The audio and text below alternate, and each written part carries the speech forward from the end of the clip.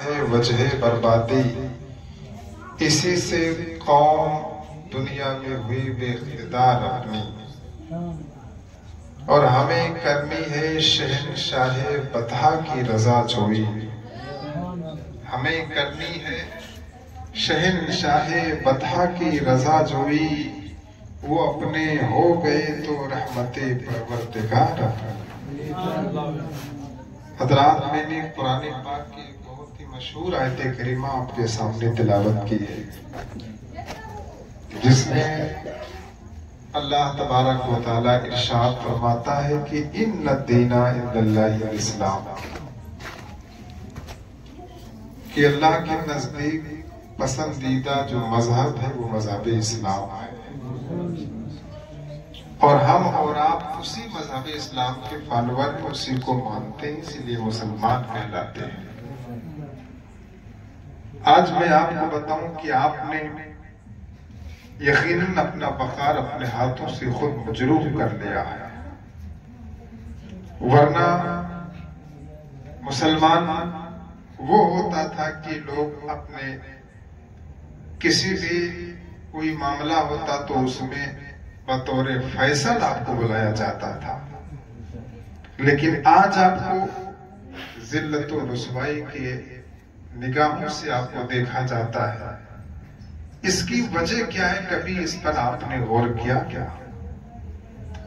آپ یقیناً میں نے کیا کہا کہ اپنے وقار کو خود اپنے ہاتھوں سے آپ نے مجروح کر لیا، آپ نے اسلام کو سمجھا نہیں ہے۔ وہ اسلام جو غریب نواز نے ہندوستان میں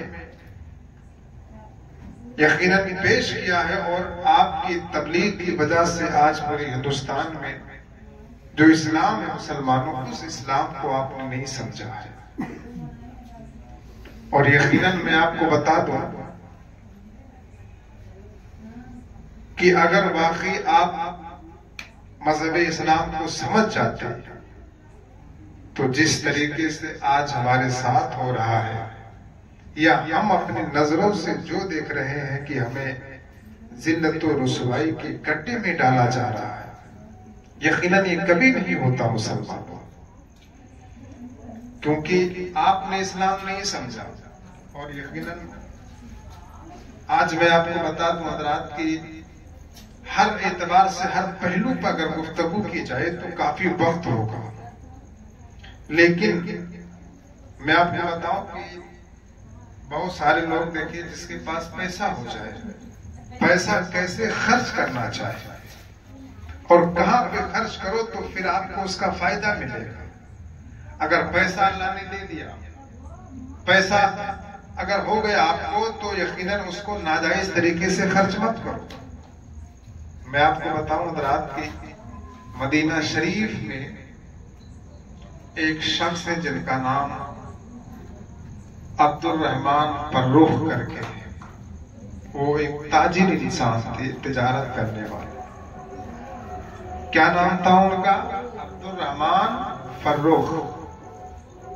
وہ تاجر تھے، ان کے ہاں ان کی جو بیوی تھی، ان کی جو اہلیہ تھی، یقیناً وہ امید سے ہوتی ہیں، تو ان کی جو امانت تھی ان کی اہلیہ کے شکل باغ میں تھا۔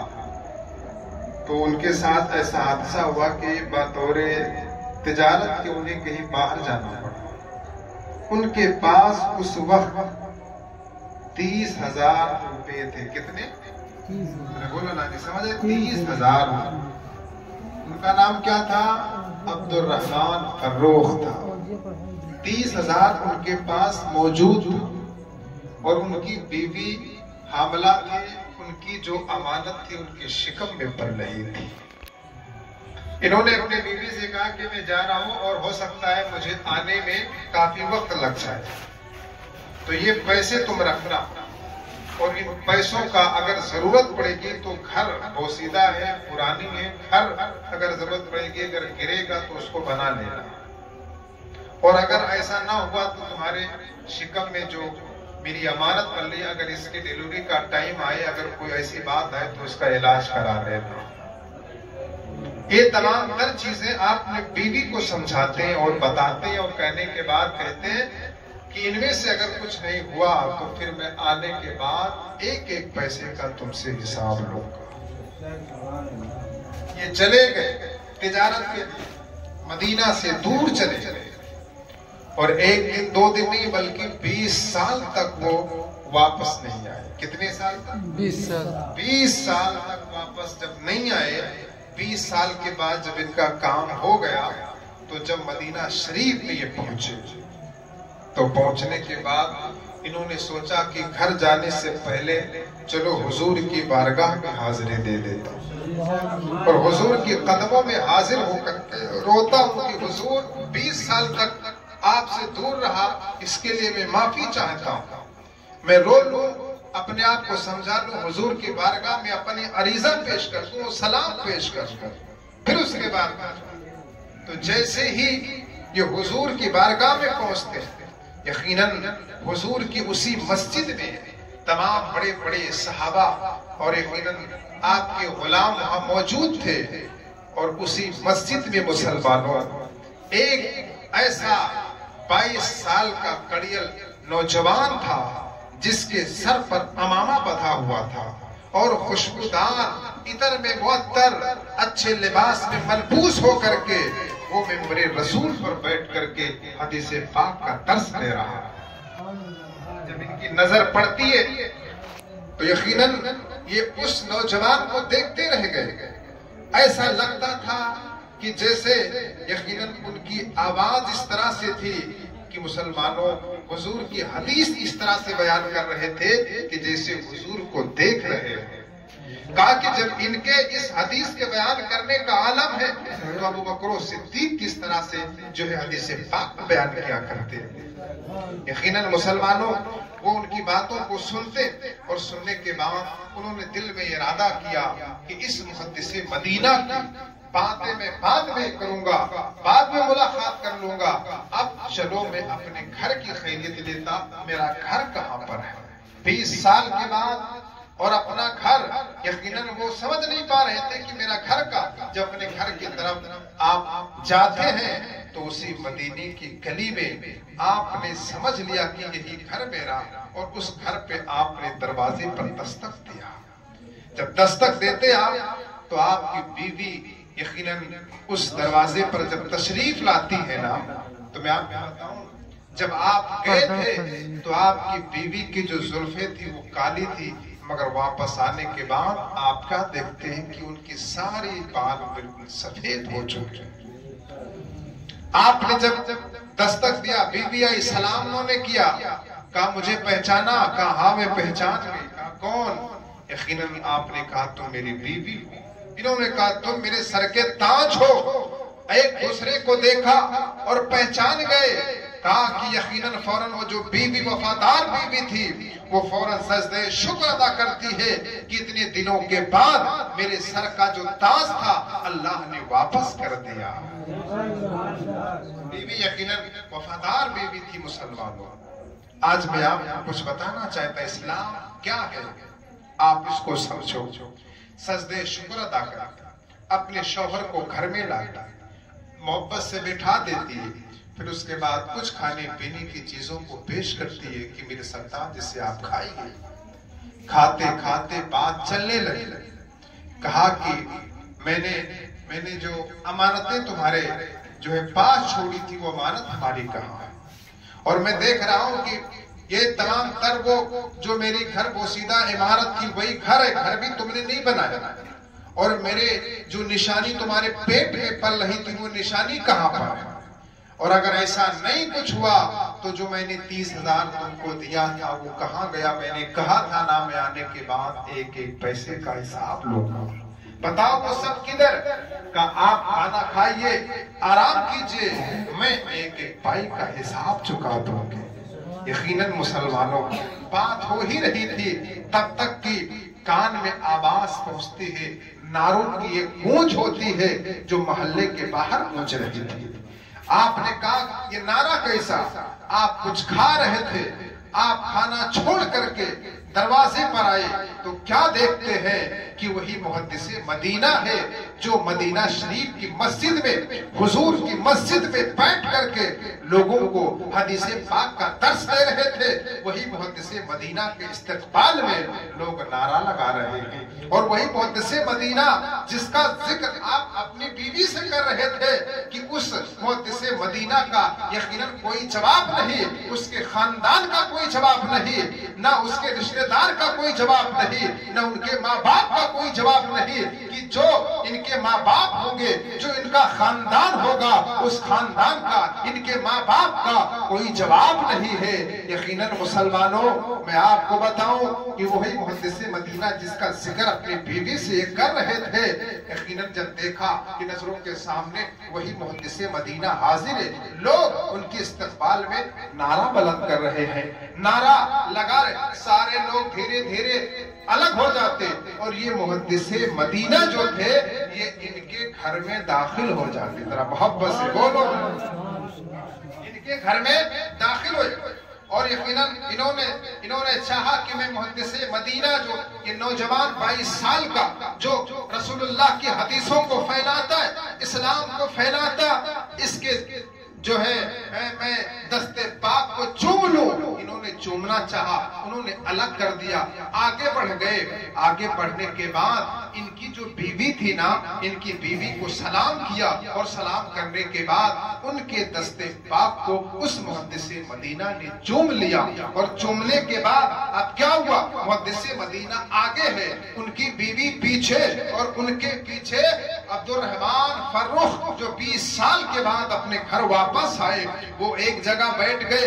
अब ये पूछने लगे, बता ये कौन है, और इसने तेरा ये जो कदम बोसी किया, तेरे हाथ को चूमा, आखिर में समझा नहीं है कौन? कहा बैठिए आप, मैं बताती हूँ। अब सुकून के साथ तीनों बैठ जाते। कहा मैंने नहीं समझा, आखिर ये है कौन? यकीनन मुसलमानों, अब उसकी बीवी क्या कहती, आपने ये सवाल किया था ना, वो 30,000 के बारे में मुझसे सवाल किया था और मेरे पास छोड़ के गए थे ना, और अपनी अमानत को मेरे पास छोड़ कर गए, मेरे शिकम में आप छोड़ कर गए थे ना, तो वो आप फरमाती है कि वो तुम्हारी अमानत इस 22 साल की उम्र में मुहद्दिस मदीना की सूरत में तुम्हारी नजरों के सामने मौजूद है।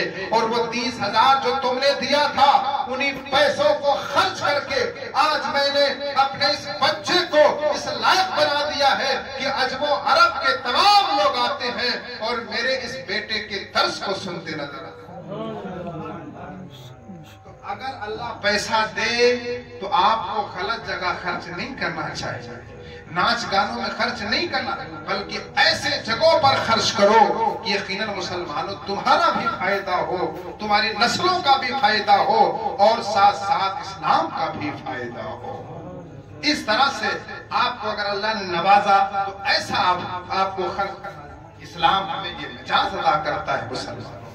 आप बहुत सारे यकीनन अगर एक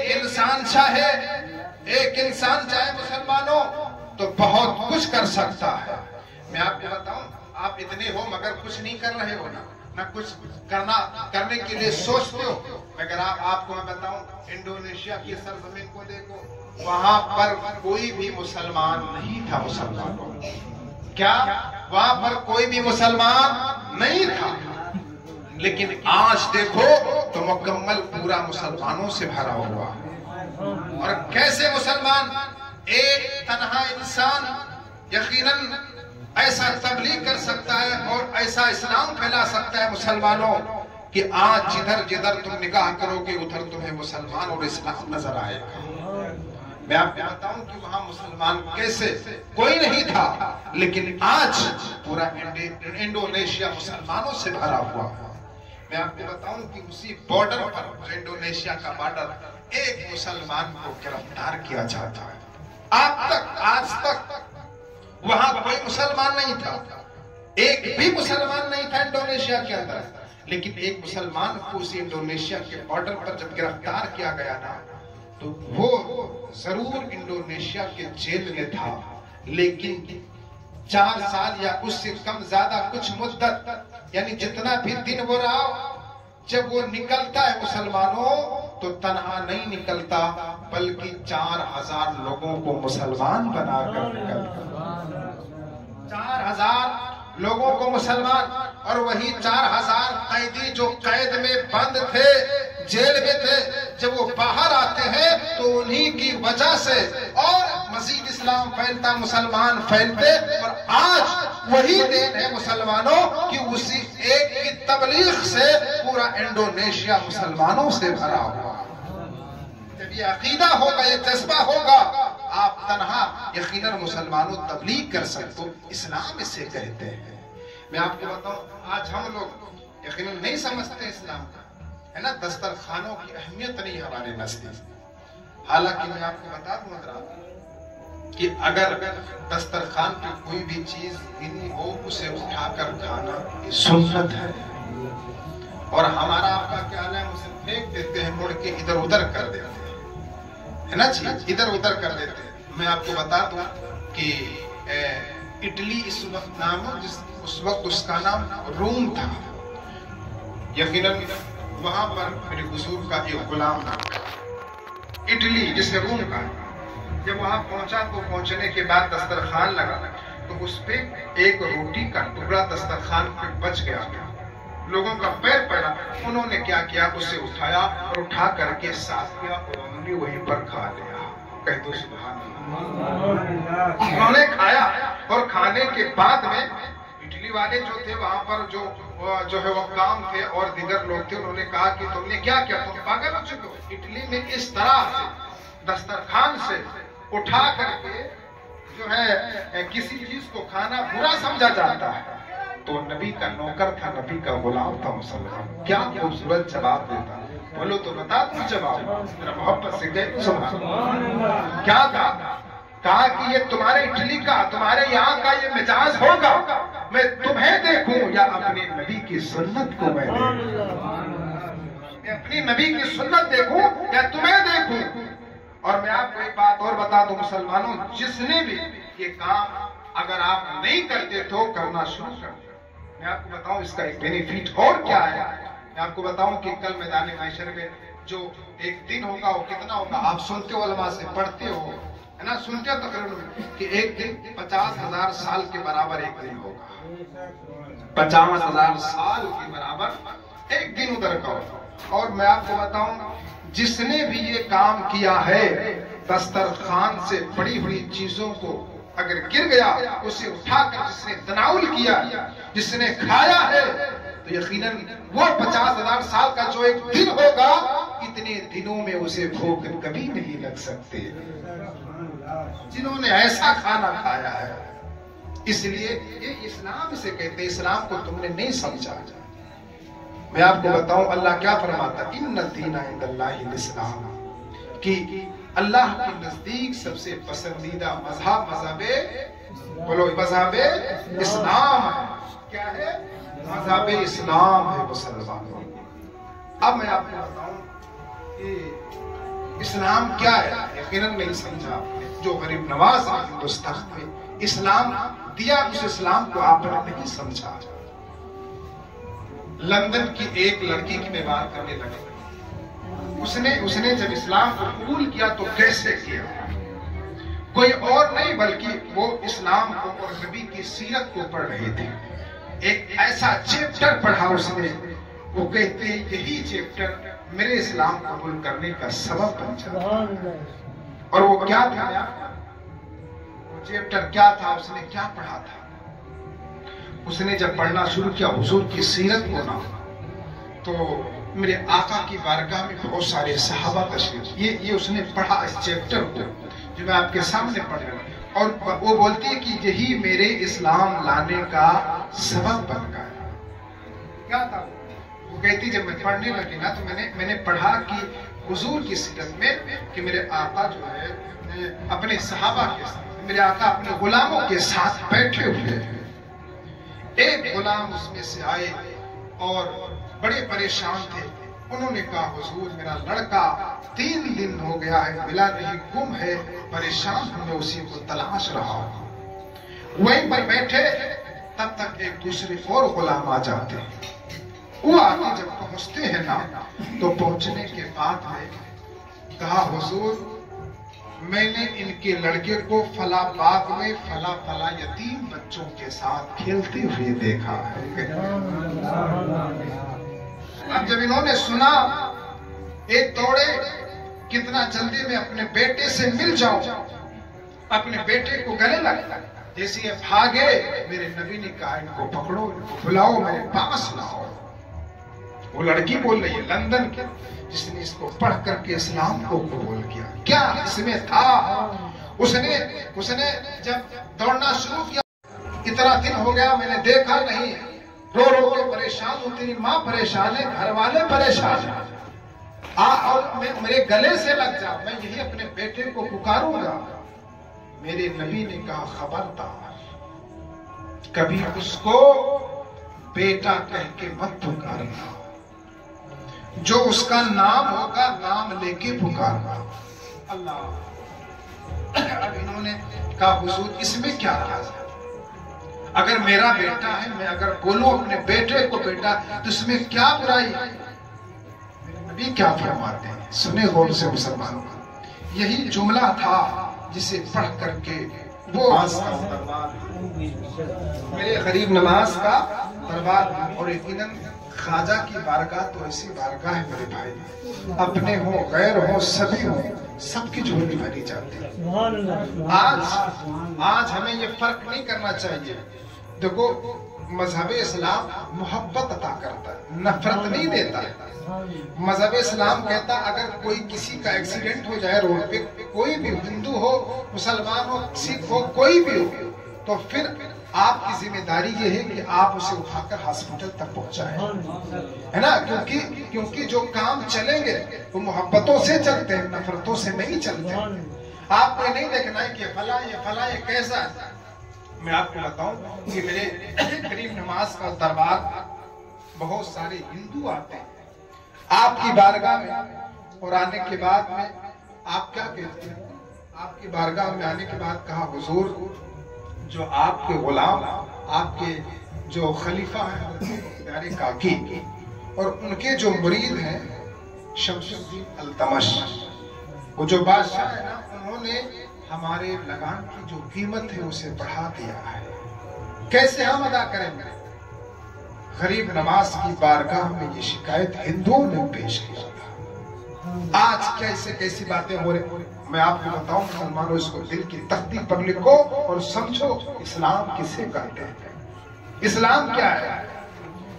तमाम हिंदुओं ने जब शिकायत किया ख्वाजा के दरबार में, तो मेरे गरीब नवाज ने कहा ऐसा है तुम लोग अपने अपने घर चले जाओ, मैं तुम लोगों से 2 दिन के बाद मुलाकात करूंगा। सब चले गए और गरीब नवाज उठे, सीधे अजमेर से दिल्ली तशरीफ लाए, और दिल्ली में ख्वाजा मुख्तार काकी के पास आए, कहा चलो शमसुद्दीन अल्तमश के पास चलना।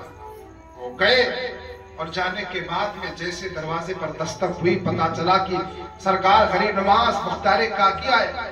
बादशाह दौड़ता हुआ आया और कदमों में गिर गया, अपने दस्तार को उठाकर कदमों में डाल दिया। कहा हुजूर अगर कोई काम का मुझे हुक्म देते मैं खुद ही आ जाता, आपको आने की जरूरत क्या थी?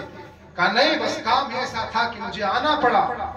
तो आपने वहीं पर खड़े खड़े कहा ऐसा है कि अजमेर में जो लगान है उसकी कीमत को तुमने बढ़ा देखा। हुजूर मजबूरी, कहा कुछ नहीं, उसको खत्म करो और माफ करो, और इसी वक्त मोहर लगाओ और लिखो इसे। कहा हुजूर जैसा हुक्म आपका हो।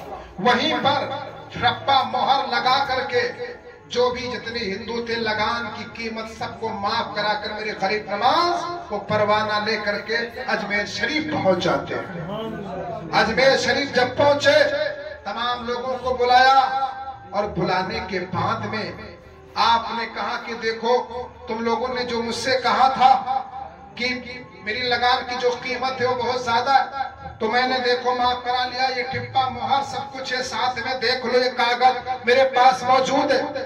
कहा हुजूर आपको मिला कैसे, कहां से दस्तयाब हुआ? कहा कि मैं खुद अजमेर चलकर गया था। तमाम हिंदुओं ने क्या कहा? गरीब नवाज, तमाम लोगों ने कहा हुजूर اگر آپ اجازت دیتے تو ہم بھی چلے جاتے ساتھ میں، آپ کو اکیلے جانے کی کیا ضرورت تھی؟ میرے غریب نواز نے میرا خوبصورت جواب دیا تھا۔ جواب کیا تھا؟ میرے غریب نواز کیا فرماتے؟ میں تمہیں کیوں لیتا اپنے ساتھ؟ کہ حضور میں بھی ساتھ میں چلتا آپ کے۔ میرے غریب نواز فرماتے کہ یہ بتاؤ کہ تم غریب نواز ہو کہ میں غریب نواز ہوں؟ غریب نواز تو مجھے اللہ نے بنایا، اس لیے میں نے کسی کے سہارے کی ضرورت نہیں ہے، کیونکہ اللہ نے مجھے غریب نواز بنایا۔ غریب نواز تم نہیں ہو، میں غریب نواز ہوں۔ تو یہ میرے آقا کی غریب نوازی ہے مسلمان کہ اس وقت بھی کوئی بھی آتا سب کی جھولی بھری جاتے تھے، ہے نا؟ اور یقیناً اجمیر کی سرزمین پر کوئی اگر ہندو لڑکی ہو مسلمانوں تو میں آپ کو بتاؤں، ہے نا، کہ جتنا فکر اس کے باپ کو نہیں ہوتی اس کی شادی کے لیے، اس سے زیادہ غریب نواز کو فکر ہوا کرتے ہیں۔ اسلام اسے کہتے ہیں، ہے نا؟ آپ نہیں سمجھا اسلام کو، اسلام کو سمجھنے کی کوشش کرو مسلمانوں، تو یقیناً ہر مسئلے کا انشاءاللہ حل ہو جائے گا، ہر مسئلے کا حل ہو جائے گا۔ اللہ نے قرآن میں صاف صاف کہہ دیا کہ ان الدین عند اللہ الاسلام، کہ اللہ کے نزدیک پسندیدہ جو مذہب ہے وہ مذہب اسلام ہے۔ اور آج ہمارا آپ کا حال کیا ہے؟ ہم اور آپ اگر کچھ اللہ نے دے دیا تو پھر ہم آسمان میں اڑنے لگتے ہیں، ہے نا؟ لیکن میں آپ کو ایک بات اور اسلام کی کرتا چلو مسلمانوں، آپ نے نام سنا ہوگا حضرت عمر کا، ذرا بولو محبت سے سبحان اللہ۔ حضرت عمر یقیناً اپنے انداز میں پرانے کپڑے میں راتوں میں گشت کرتے لوگوں کی پکار کو سنتے تھے۔ آخری پہر ہے رات، ایک گھر ہے جس گھر میں آواز آ رہی ہے، لگ بھگ فجر کا وقت ہو رہا تھا، اس سے قبل کی بات ہے۔ آواز آتی، ایک لڑکی تھی، اس کی ماں، وہ دونوں آپس میں باتیں کر رہے تھے۔ اور بات کیا تھی؟ ایک کہہ رہی تھی کہ صبح ہو رہی ہے، دودھ میں کیا کر دو، پانی کو ملا دو۔ بچی نے کیا کہا؟ بچی بولتی ہے نہیں، عمر کا یہ حکم ہے کہ کوئی بھی دودھ میں پانی نہیں ملائے گا۔ اس کی ماں کیا بولتی ہے؟ اس کی ماں بولتی ہے کہ عمر تھوڑی دیکھ رہا ہے۔ وہ عورت کی جو بچی تھی، اس بچی نے کہا اگر عمر نہیں دیکھتا ہے تو کیا عمر کا پیدا کرنے والا عمر کا رب بھی نہیں دیکھ رہا ہے؟ اس کا رب تو دیکھ رہا ہے۔ عمر ساری باتوں کو سنتے اس گھر پہ نشان لگا دیا۔ صبح ہوئی، اپنے غلاموں کو بھیجا، کہا سب کو بلا کے میرے دربار میں، پورے گھر والوں کو بلا کر کے جب آپ کے دربار میں پیش کیا گیا، حضرت عمر نے کیا کہا؟ رات میں نے سنا کون کہہ رہا تھا کہ دودھ میں پانی ملا دیا جائے؟ عورت بولی حضور میں کہہ رہی تھی۔ کہ یہ آواز کون بول رہا تھا کہ عمر کا حکم ہے کوئی بھی پانی دودھ میں نہیں ملائے گا؟ اس کی بچی بولی میں نے کہا تھا۔ اور یہ کس نے کہا تھا کہ کیا نام ہے عمر کا، اگر عمر نہیں دیکھ رہا ہے تو عمر کا رب دیکھ رہا تھا؟ حضور میں نے ہی کہا تھا۔ یقیناً مسلمانوں آپ خوش ہو جاتے ہیں، اور آپ نے ان کے اندر جو خشیت الہی تھی، اللہ کا ڈر تھا، اپنے بچوں کو ساتھ بٹھا کر کے ان لوگوں سے گفتگو کر رہے تھے، اور اپنے بچوں سے کہا دیکھو اس کے اندر اللہ کا ڈر کتنا ہے، اللہ کا خوف کتنا ہے، خشیت الہی دیکھو کس طرح سے اس کے اندر موجود ہے۔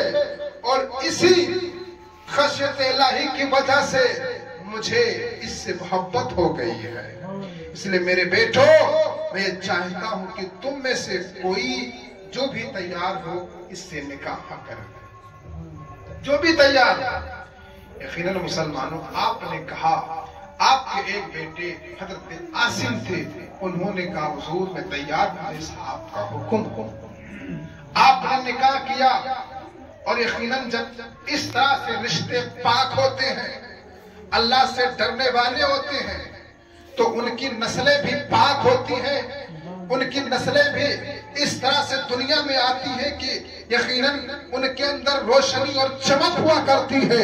مسلمانوں وہی وہی نسل ہے، اسی جو ہے تیسرے نسل کی اگر بات کروں، جو عمر کے بیٹے عاصم نے نکاح کیا تھا اس دودھ والی سے، اسی کے تیسرے نسل میں حضرت عمر بن عبدالعزیز جیسا بادشاہ پیدا ہوا کرتا۔ عمر بن عبدالعزیز ایک یقیناً ایسا آپ کا زمانہ تھا کہ جن کے زمانے میں اگر شعر اور تو اس طرح سے ہمارے اولاد بھی پیدا ہوا کرتے ہیں۔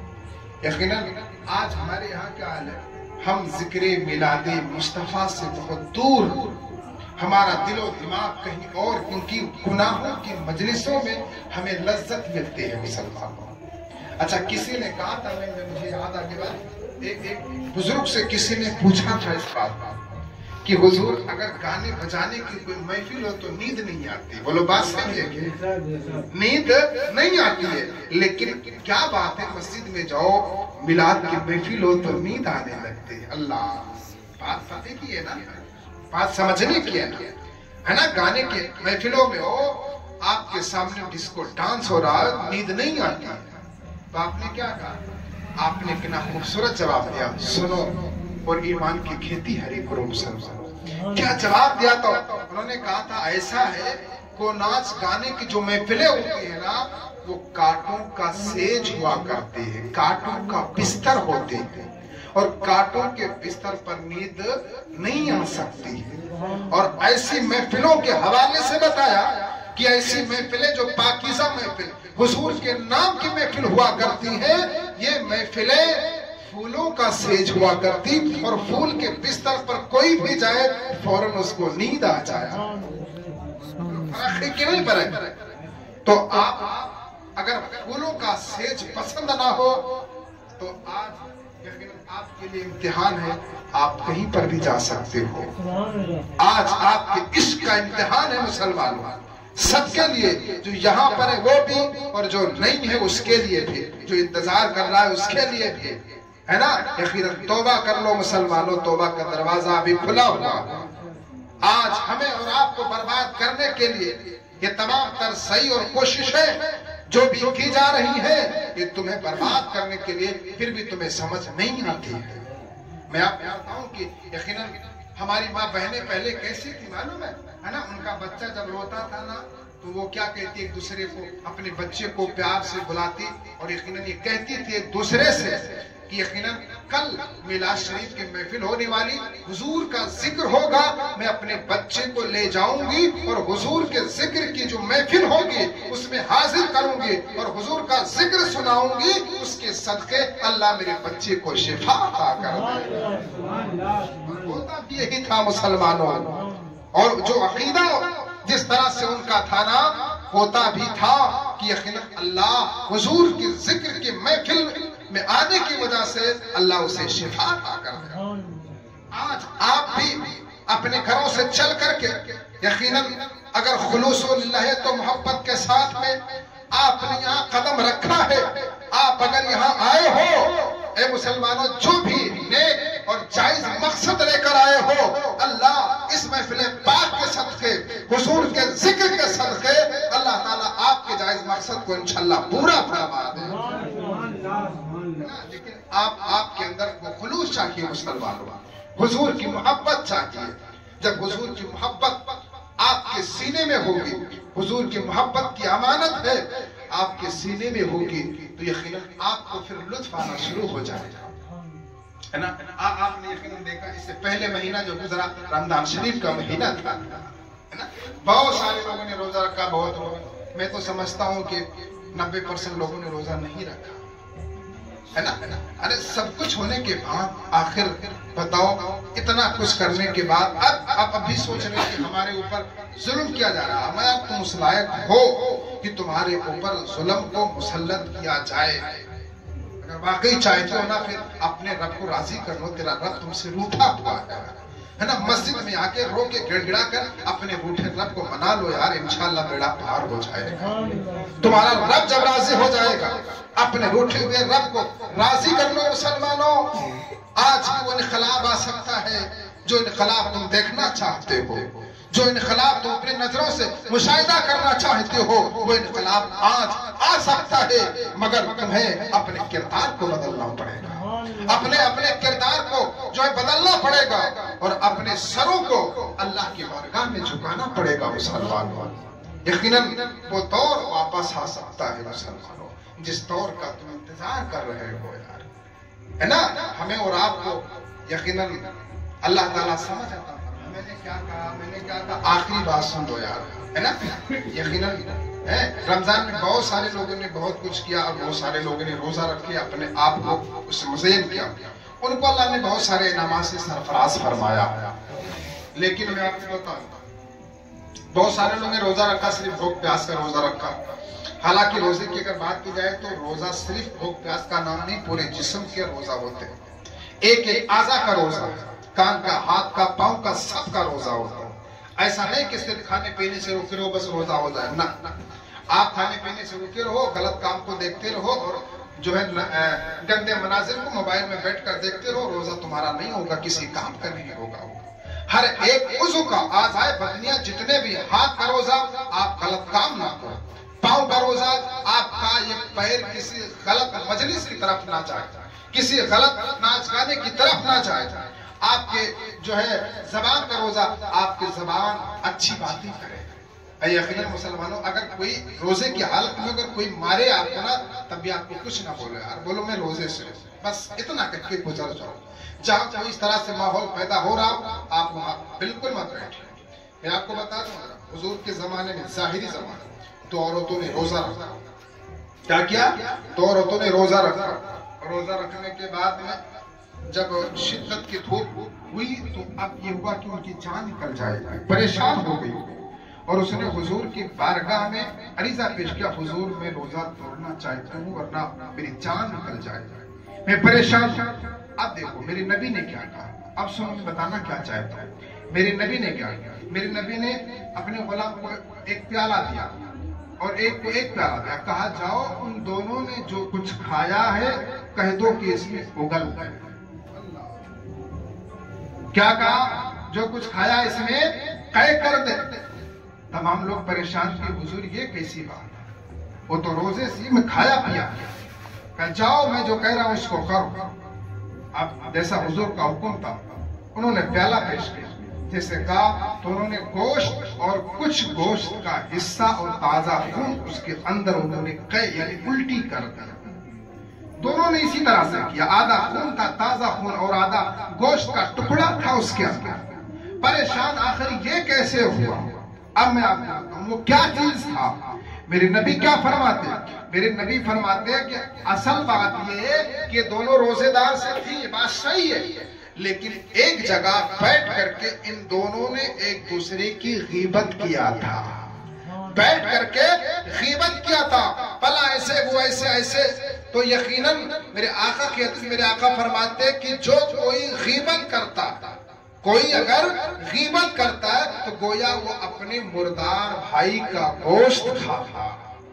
تو میرے نبی کی ذات تھی، اختیار اللہ نے دیا تھا، ان کے ظاہری زمانے میں یہ بات تھی، اس لیے میرے نبی نے اپنے اختیار سے اسے واپس پلٹی کروا دیا۔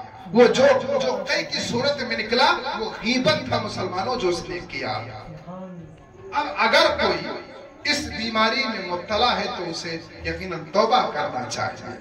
اب روزہ رکھ کے اگر کوئی غیبت کرے تو پھر سمجھو کہ اسے ثواب تو نہیں ملے گا، صرف بھوک پیاسی اسے ہاتھ آئے گی کہ وہ بھوکا تھا، پیاسا تھا، اس کے علاوہ اور کچھ آنے والی نہیں ہو سکتی۔ اس لیے اس میں تمام چیزوں کا بھی خیال کرنا چاہیے مسلمان، اور اگر ہم اور آپ ان تمام چیزوں کا خیال نہیں کریں گے تو پھر آپ اسلام نہیں سمجھ سکتے، ہے نا؟ اسلام آپ نہیں سمجھ سکتے۔ اللہ فرماتا ہے ان الدین عند اللہ الاسلام، کہ اللہ کے نزدیک پسندیدہ مذہب اسلام۔ انشاءاللہ اس کے حوالے سے مزید گفتگو اگر پھر موقع ملا تو اسی اسلام کے حوالے سے باتوں کو اور آگے انشاءاللہ تعالی آپ کے سامنے پیش کروں گا، کیونکہ وقت ہو گیا۔